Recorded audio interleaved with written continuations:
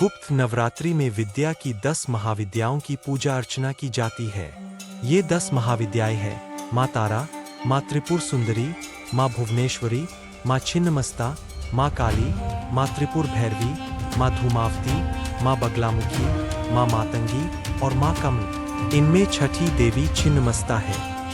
हिंदू पंचांग के अनुसार वैशाख महीने में छिन्नमस्ता जयंती मनाई जाती है। वहीं गुप्त नवरात्रि में भी माँ छिन्नमस्ता की पूजा अर्चना की जाती है। सनातन शास्त्र में माँ को सर्वसिद्धि प्रदान करने वाली अधिष्ठात्री देवी कहा गया है। माँ की श्रद्धापूर्वक पूजा करने से साधक की सारी मनोकामनाएं पूर्ण होती है।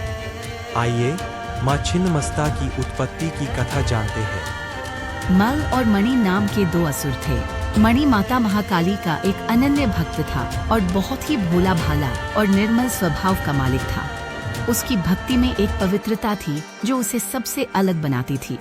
वह अपनी भक्ति और भोलेपन के कारण अपने भाई मल की बातों में आसानी से आ जाता।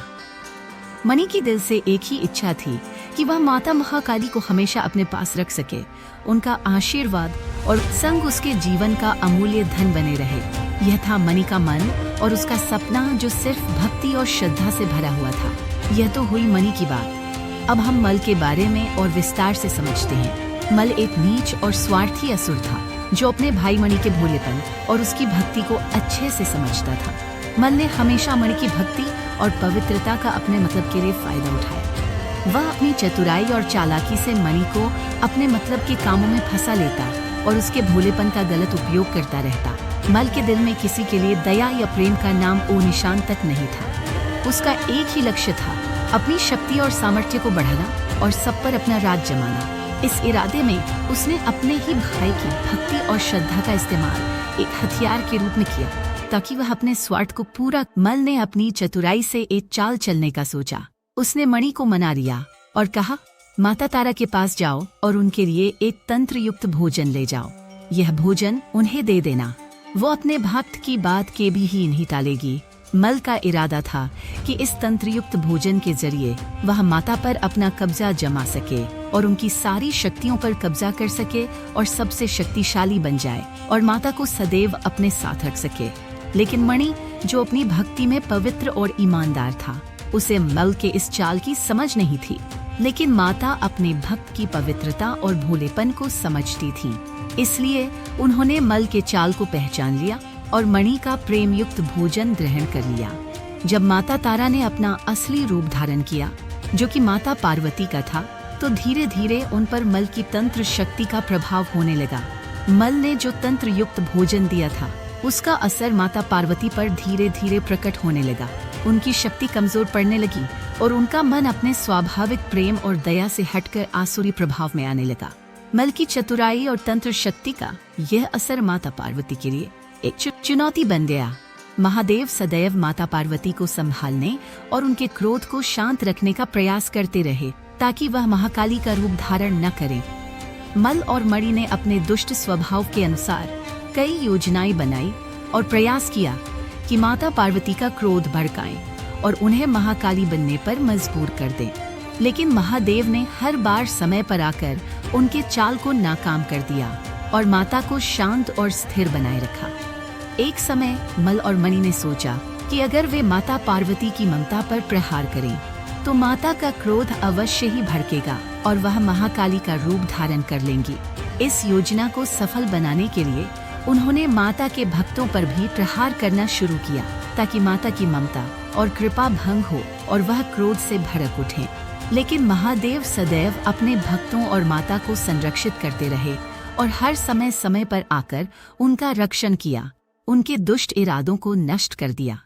महादेव के सामयिक और सतर्क प्रयासों के कारण मल और मणि का यह दुष्ट इरादा कभी भी सफल नहीं हुआ।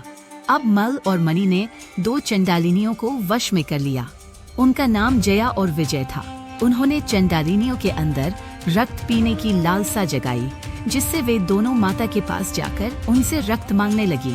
दोनों चंडालिनियां जो पहले से ही मल और मणि के प्रभाव में थीं, माता की महिमा और शक्ति से प्रभावित होकर उनकी आदर्श भक्ति की भावना को भूल गईं।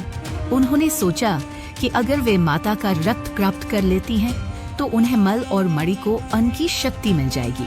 उस समय माता ने दोनों चंडालिनियों को समझाया कि उन्होंने बहुत प्रयास किए, लेकिन उनकी सोच गलत थी।